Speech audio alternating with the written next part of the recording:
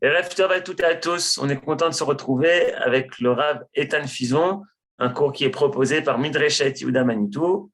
On continue dans les prophètes et on ouvre le prophète Habakkuk, Bechavod Ethan. Yo, fi. Alors c'est parti, c'est lancé, on y va. Eh bien, Erev Tov les Koulam, on se retrouve dans notre étude de Nevi'im Acharonim. Et on est parti cette fois pour l'étude de Habakkuk Hanavi. Alors voilà, Habakkuk Hanavi, qui est-il? D'où vient-il? Que fait-il? Eh bien, il fait partie de cette liste de Nevi'im, de prophètes, dont on ne nous dit pas d'où il vient, on ne nous dit pas à quel moment il a prophétisé, et pourtant, ici, on sait de qui il s'agit. Parce que le contenu de sa névoie nous renseigne sur son époque. En fait, Habakkuk vit dans la période de transition entre, j'allais dire, Nahum et Yirmiyahu Hanavi.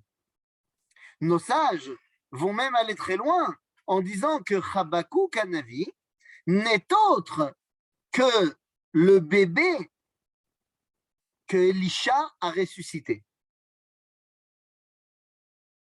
Vous vous rappelez, Sefer Melachim, Elisha Hanavi. Donc Elisha a ressuscité un enfant, et cet enfant, d'après nos sages, serait Habakkuk Hanavi. Bon, le problème, c'est qu'à ce moment-là, ça nous donne une temporalité, puisque Elisha, eh bien, c'est plus ou moins les années, allez, moins 700, non, moins 750, excusez-moi. Et donc, ça voudrait dire que Habakkuk, eh bien, c'est une centaine d'années plus tard. Donc, c'est-à-dire que Habakkuk, c'est plus ou moins les années moins 600.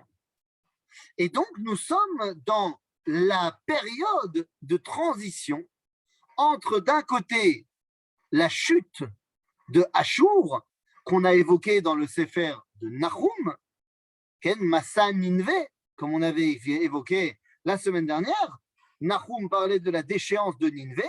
Donc, Habakkuk arrive après la déchéance de Ninvé, mais il ne fait que voir la royauté qui arrivera derrière.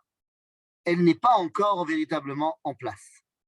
Donc, Habakkuk fait le lien entre Ninvé et Babylone.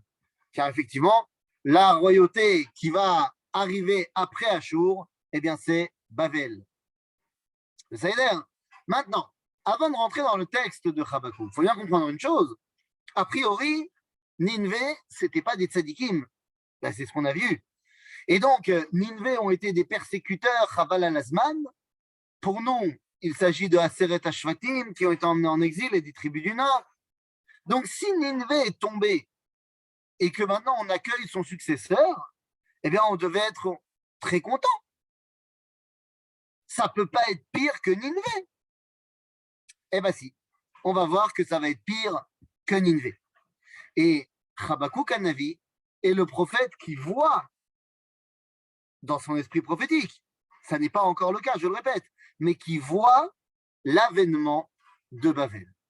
Et donc, il va falloir qu'on voit quel est le regard de la névoie par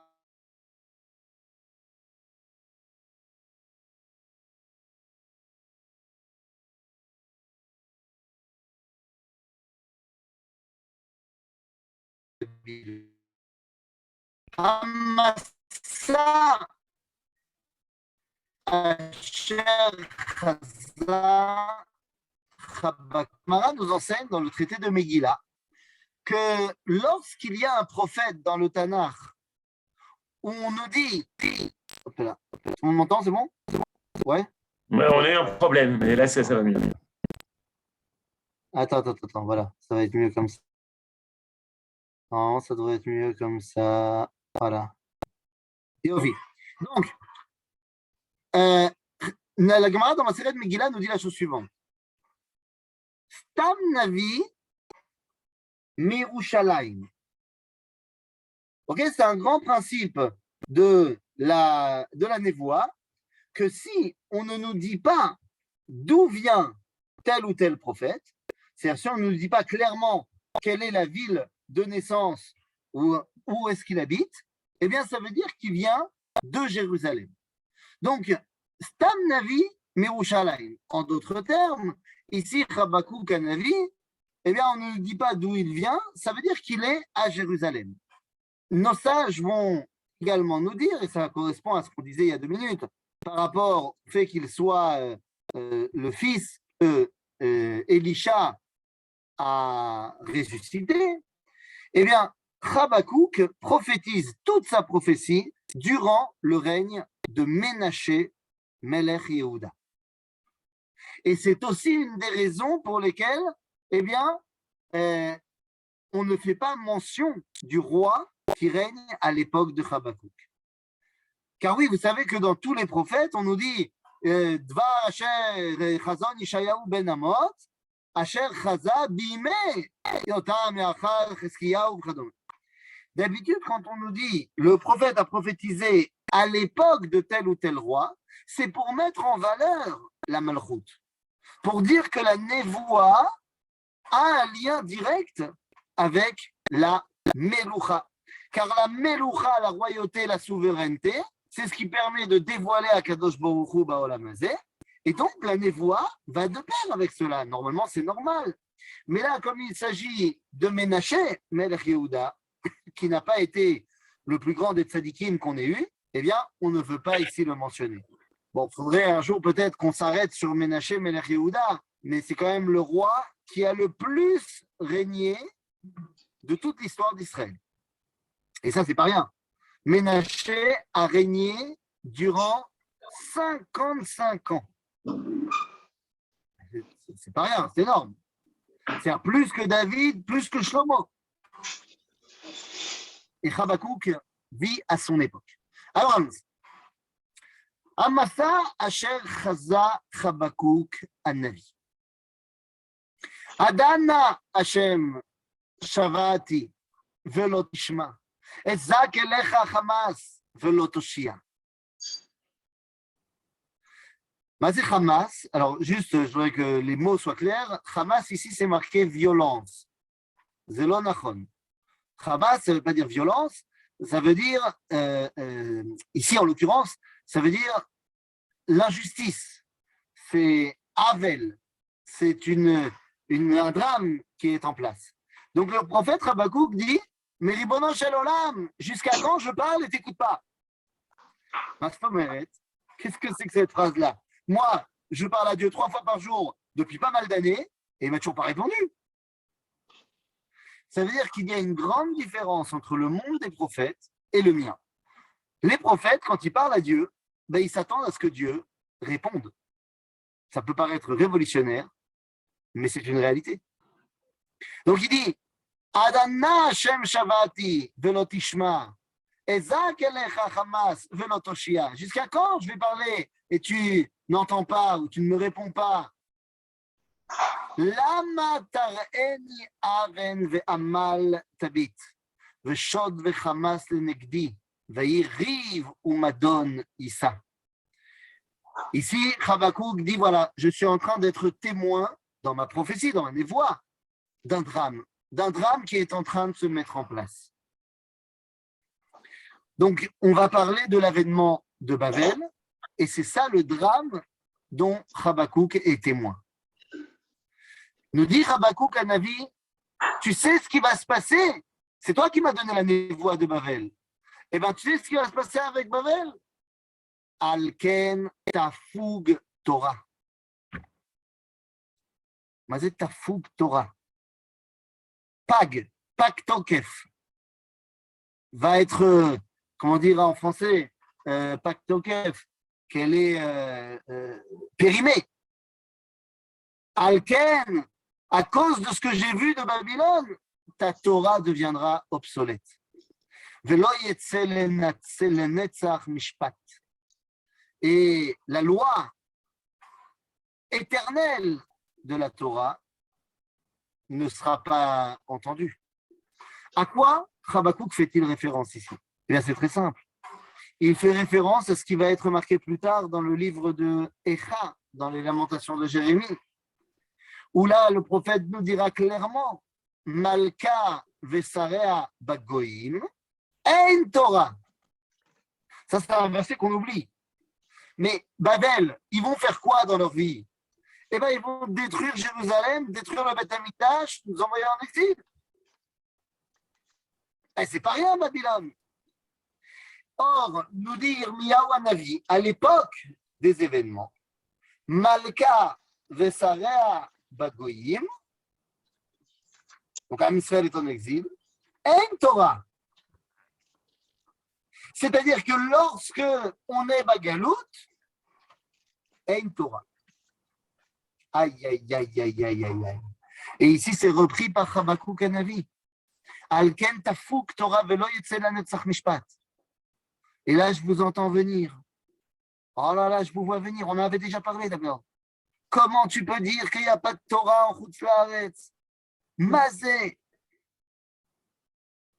Et le Talmud de Babylone, c'est quoi? Et Rashi, c'est quoi? Et le Rambam, c'est quoi? Et Rabbi Yosef Karo de Shulchan Aruch, c'est quoi? Hein? Comment tu peux dire un truc comme ça? Quelle est la réponse?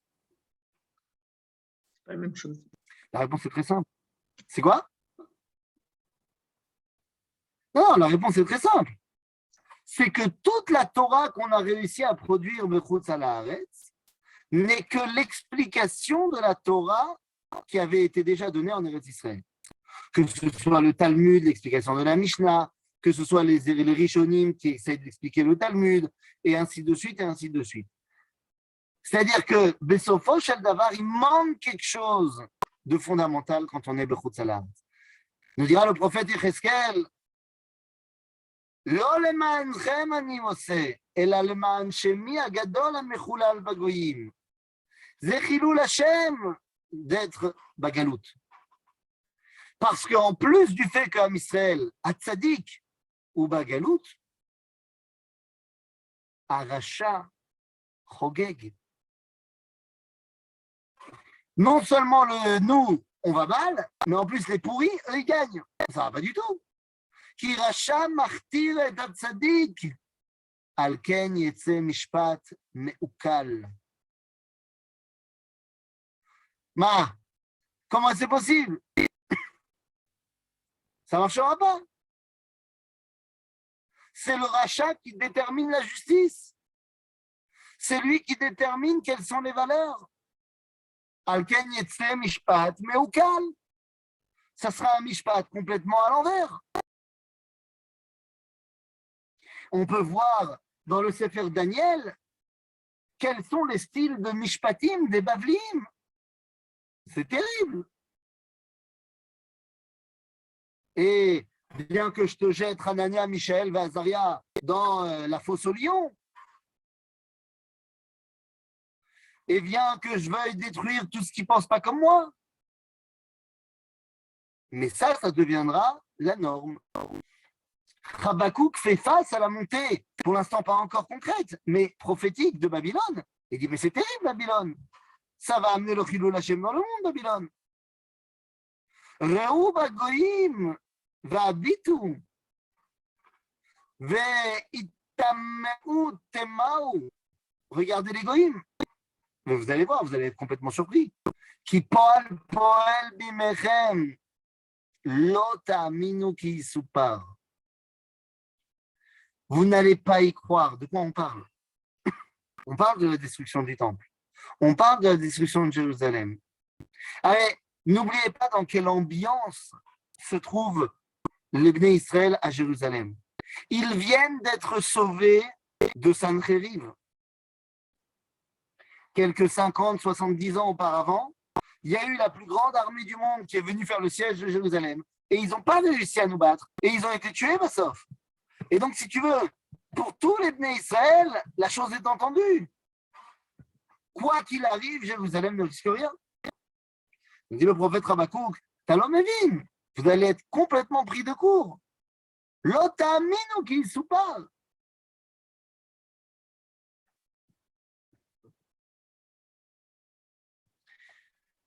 הנני מקים את הכסדים, הגוי אמר והנמהר, ההולך למרחבי ארץ, לרשת משכנות לא לא. C'est les Babyloniens ou les Chaldéens? Eh bien, là, il nous faut un tout petit peu de connaissances historiques. La royauté, l'empire de Babylone, mais ceux qui sont à la tête de l'empire de Babylone, ce ne sont plus les Babyloniens, ce sont les Chaldéens. C'est-à-dire que le peuple de Kasdim a fait la guerre à Babel et a battu les Babyloniens. Ils ont conquis Babylone et ils s'y sont installés et ils sont devenus les patrons. Donc ça veut dire que oui, c'est Babel en termes de royauté. La ville s'appelle Babylone, mais les patrons, ce sont les Chaldéens. D'accord? C'est pour ça qu'ici on nous dit Kineni mekim et akasdim elo abavlim. Hagoy amar vanimhar.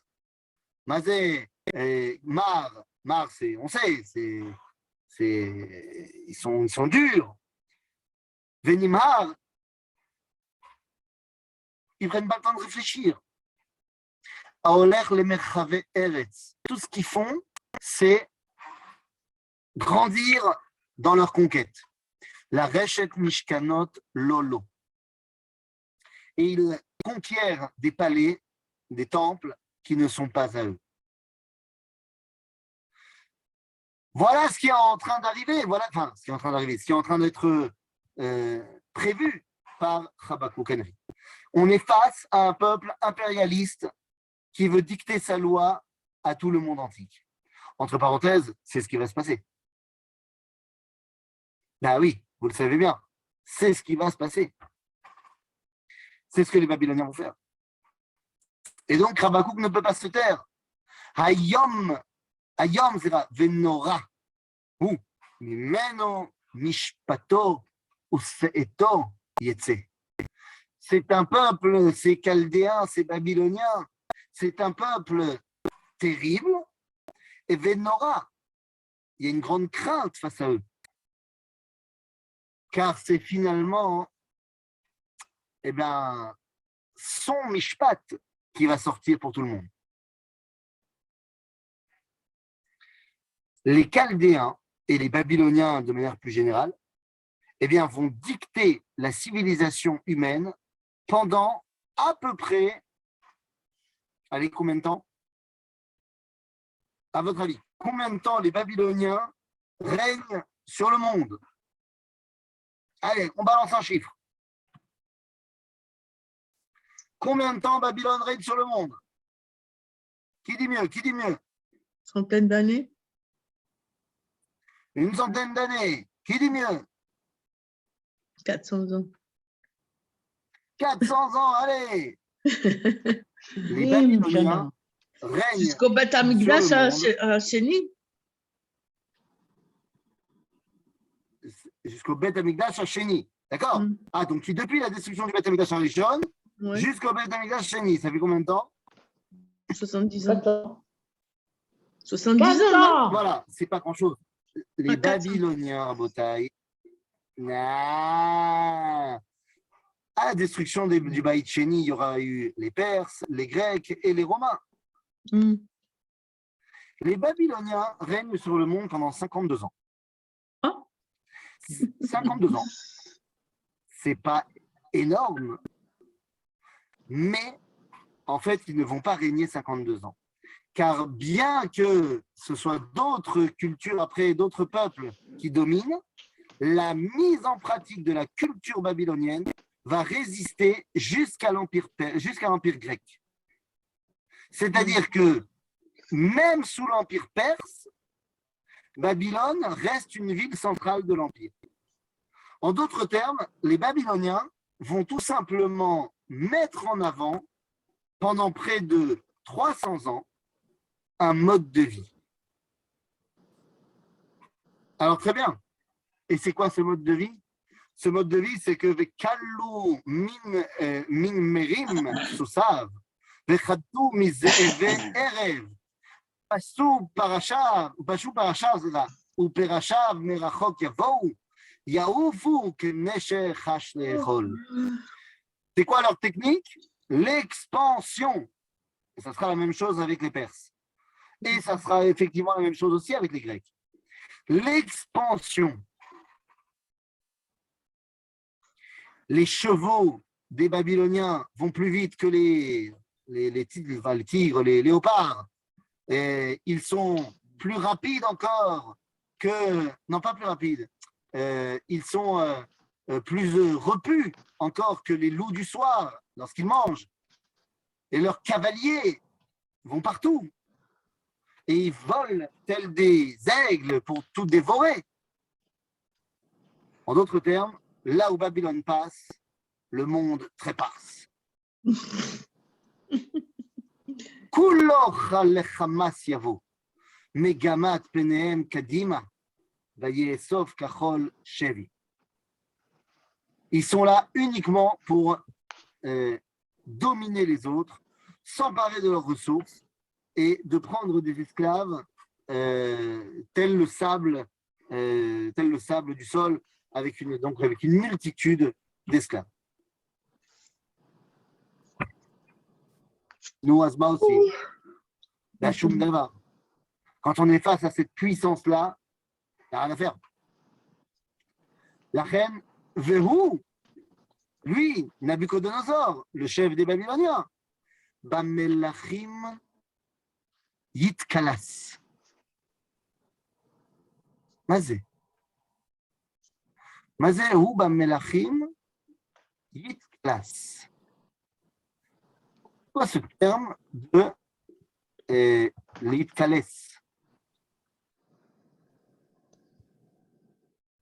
Mazé Yitkalas. Eh bien, il y a une grande différence entre le terme, et je me suis perdu, voilà. Il y a une grande différence entre l'hébreu de la Torah et l'hébreu du deuxième temple. Pourquoi je dis ça?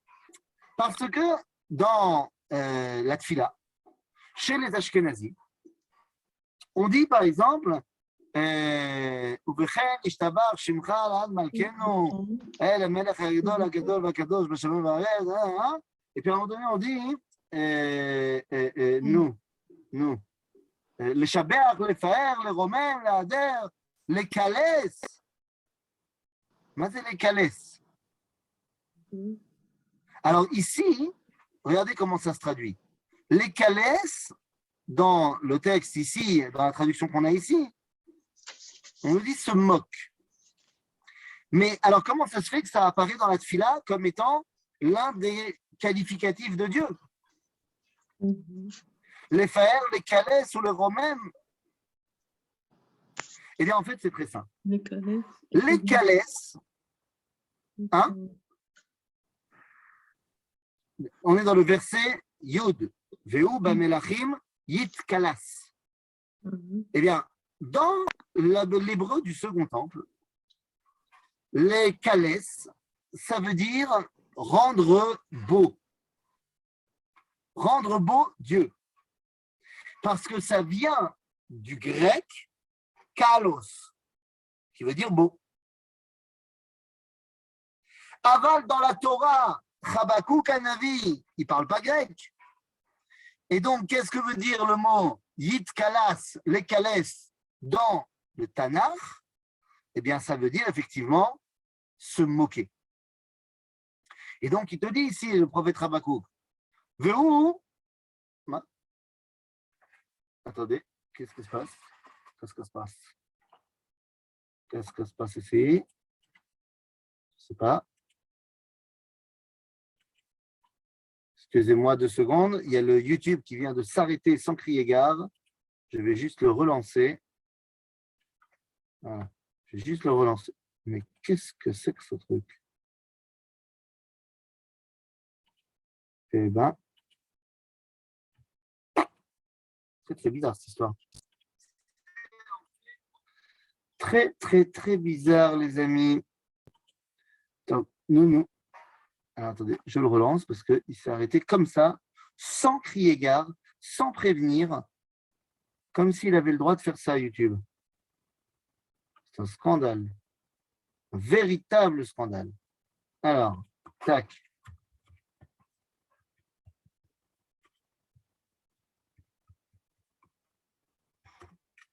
Hop là.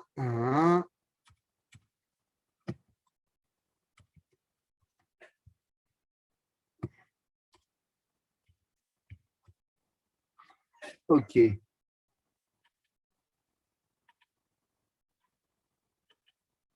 Voilà. Allez, c'est parti. Allez. Voilà. Hop là. Donc, ici, le prophète ne parlait pas donc grec, et donc ça veut dire les calaises dans le sens se moquer. Donc, on te dit, Ve'u Nebuchadnezzar, Bamelachim Yit Kalas, Veroznim Misraklo. Il se moque des rois, les princes, pour lui. Rosnim, c'est pas vraiment un prince. Rosnim, c'est, on dirait les vassaux en langage français actuel. Il s'en moque, il joue avec. Ou le chol miftsar israk, veiftsor afar, veilkeda. Pour lui, c'est un jeu d'attaquer les différentes forteresses qui sont face à lui. On montre ici, dans les prophètes, dans les paroles de Habakkuk, eh bien, la désinvolture et la facilité que va avoir Nabuchodonosor et les Babyloniens à conquérir tout ce qu'ils peuvent conquérir. Az chalaf ruach vayavor ve'Hashem zu kocho le'Eloav.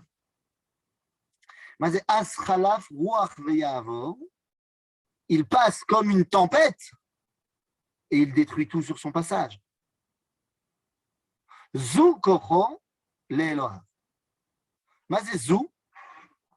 Alors zou, il y a des gens qui se trompent et pensent que ça veut dire zot. Mais c'est pas du tout ça. Il y a plein de khatanim, qui se plantent complètement. Mais alors complètement mamash, parce que lorsqu'ils sont sous la roupa, ils disent Areat mekudeshet li betabat zu. Et en fait, voyez tout ce qu'il faut dire. Il faut dire Areat mekudeshet li betabat zo. Lo zu. Parce que zo, c'est la contraction de zot. Et donc, ça veut dire tu m'es consacré Areat mekudeshet li par cette bague, betabat zot ou zo.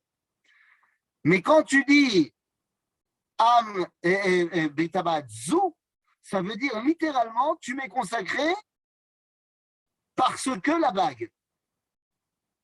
Parce que zo, ça veut dire parce que. Asher. Donc ça veut rien dire. Quand on dit am zu yatsarti li, ça veut dire am asher yatsarti li, teilati yesaperu. D'accord? Donc zu, ça veut dire celui que. Donc ici dans le verset, on dit as chalaf ruach veyavor ve'Hashem. Zu kocho le'Eloav. Asher kocho le'Eloav. C'est-à-dire qu'il pense que toute cette force qui lui permet de conquérir le monde, ça vient de son Dieu. Donc ça veut dire que ici, Habakkuk, qu'est-ce qu'il nous dit? Il nous dit en plus de tout ça, tu vas mettre en avant la Avodah Zarah. Mais c'est terrible. OK?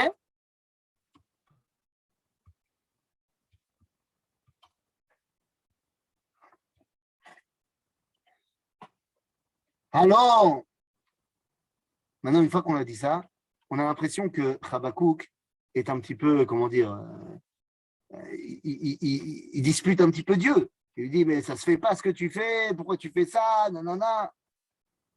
Et au final, une fois qu'il a dit tout ça, eh bien, Habakkuk se calme un peu et va devenir, j'allais dire, il va redevenir le prophète classique.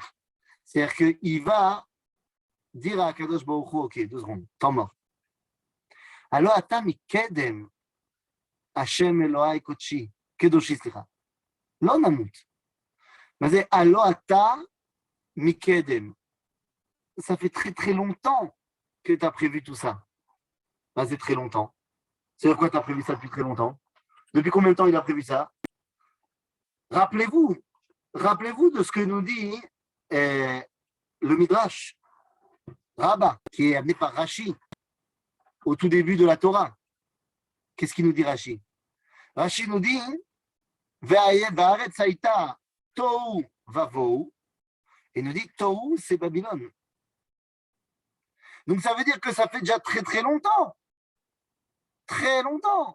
que, comment dire, que Akadosh Baruch Hu a prévu Babylone. Donc il dit Alo ata mikedem, Hashem Elohai Kedoshi lo namut. Tu sais ce que tu fais? On va pas mourir. Hashem le mishpat samto. Tu es là pour faire, tu as fait tout ça. Tu as mis les Babyloniens en place. Pourquoi? Pour le mishpat. Sinon, tu ne les aurais pas mis en place, bien évidemment.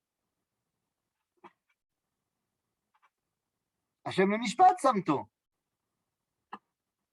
Vetsur leochiach yesadeto. מה זה צור? מה זה צור להוכיח יסדתו? Mais qu'est-ce que c'est que Tsour? Bien, les amis, c'est très simple. Tsour, c'est un des noms de Dieu. Comment je sais que Tsour, c'est un des noms de Dieu? Où est-ce qu'il est marqué ce nom-là?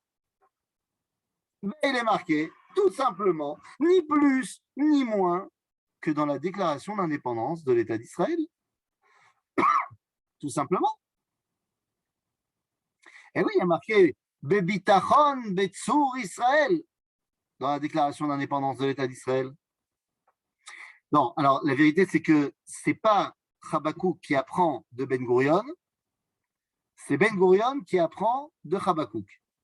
Et oui, car vous vous rappelez de la grande marloquette qui a éclaté 2 heures avant, 3 heures avant l'inauguration, la déclaration d'indépendance de l'État d'Israël, où les membres, les signataires de la déclaration ont dit, certains ont dit, si vous mettez le nom de Dieu, on ne signe pas. Et d'autres ont dit, si vous mettez le nom de Dieu, on ne signe pas. Si vous ne mettez pas, on ne signe pas. Si vous mettez, on ne signe pas. Résultat des courses, le Rav Maimon Fishman à Cohen, il suggère à Ben Gurion un nom de Dieu que les non-religieux ne connaissent pas.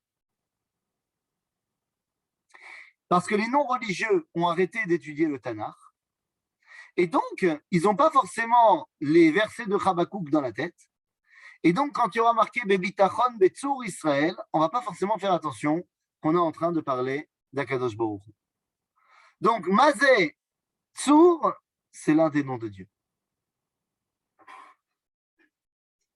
Alors, Ata mikedem Hashem Elohai Kedoshi lo namut, Hashem le mishpat samto, Vetsur leochiach yesadeto.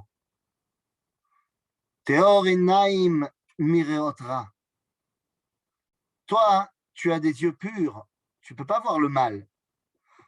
Va'abit el hamal lo tuchal. Tu ne peux pas voir ce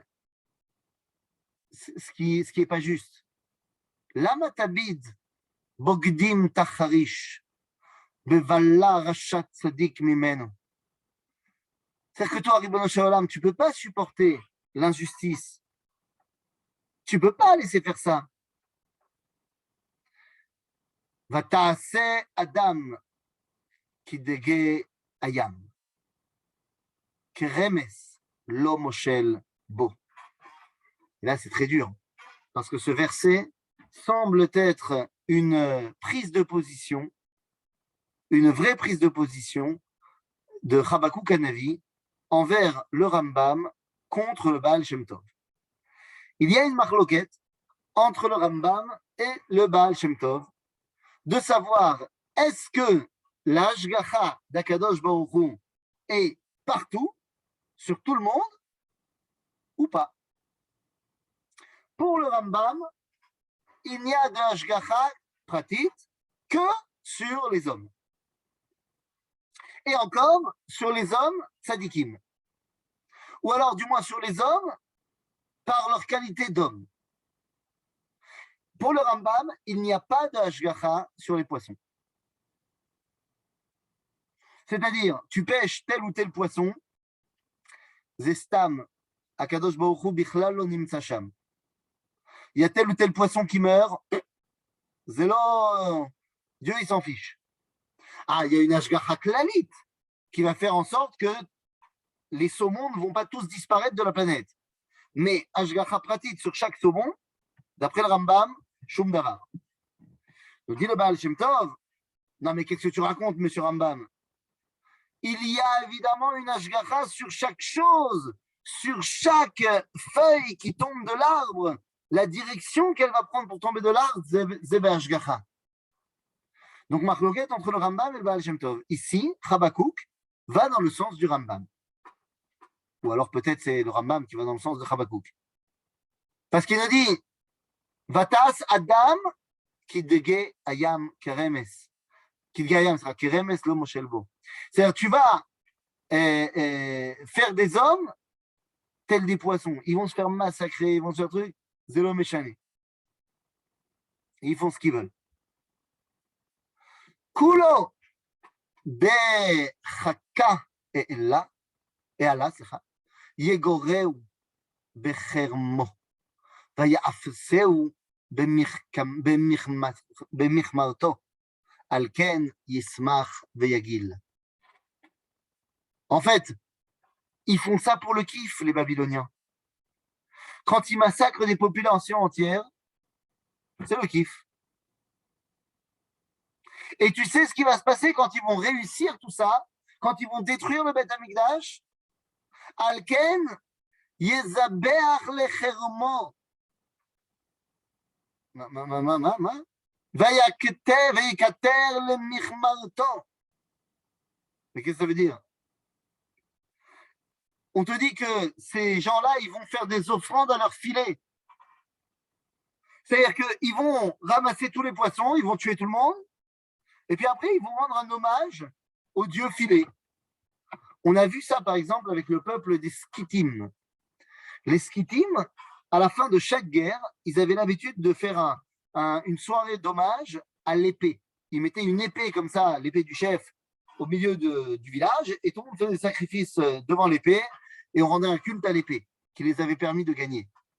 C'est Avodah Zara, la méadrine. Ben, on te dit, mais c'est exactement ce qu'ils vont faire. Tu vas leur donner de conquérir le monde, et regarde ce qui va se passer.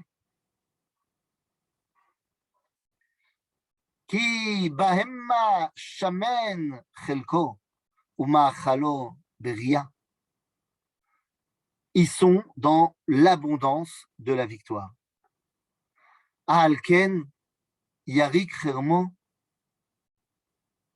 vetamid la'arog goyim lo yachmol. Quoi, Béhémet, Ribono Shel Olam? Voilà ce que tu vas faire? Tu vas les laisser faire tout ça?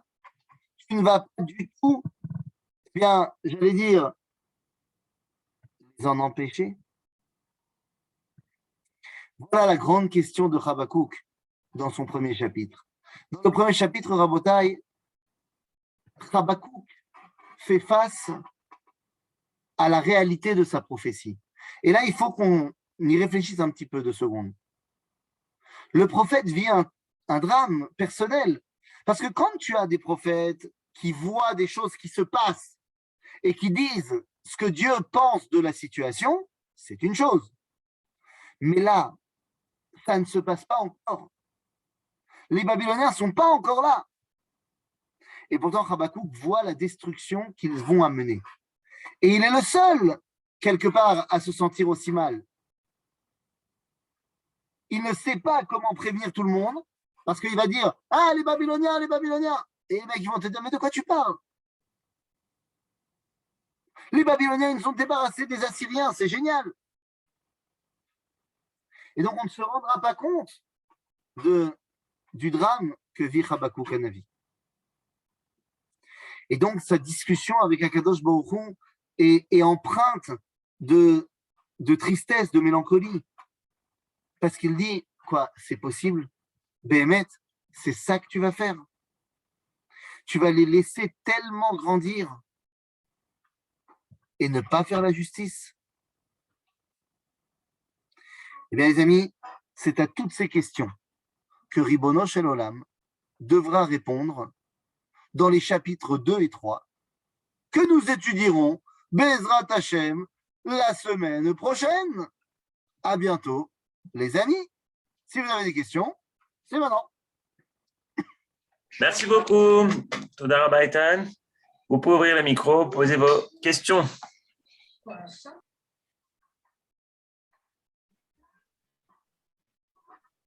Alors, Johan, je vais te faire une demande. Vu que le YouTube il a planté au milieu, est-ce que tu pourras m'envoyer l'enregistrement de ce cours? Besimcha.